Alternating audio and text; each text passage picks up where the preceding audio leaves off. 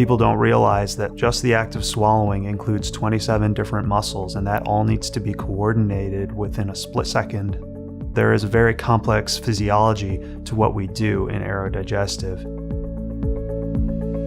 Aerodigestive disorders involve feeding and swallowing issues, problems with food or drink going down into the airways and the lungs, as well as airway obstruction, where patients are having difficulty breathing.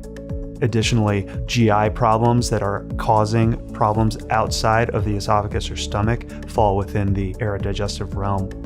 Aerodigestive disorders encompass multiple body systems that come together at one point.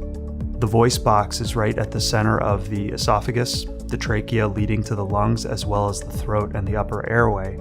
And what we now know is that problems in one area cause problems in the other areas, particularly the lungs. And so in order to fully evaluate what's going on with one of these, we have to evaluate the others and make sure that they're controlled.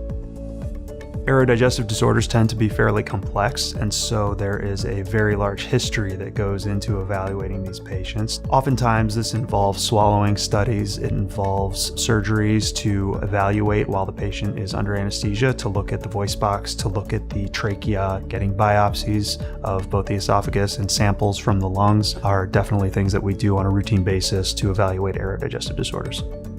The core of the Aerodigestive program is made up of 4 divisions, which are otolaryngology, pulmonary medicine, gastroenterology, and speech and language pathology.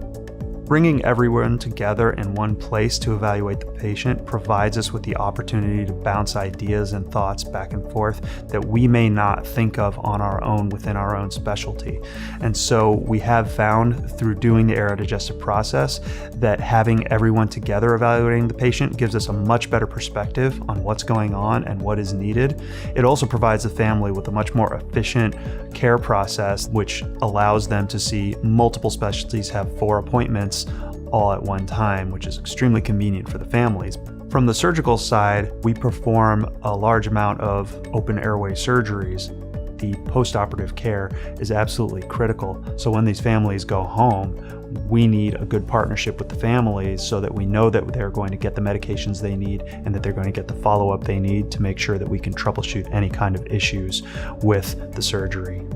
If we can alleviate an airway problem, then we remove a whole set of problems from a family's plate and they can move forward with other things. And that's really what we're focused on and what we're trying to make better here in Chicago.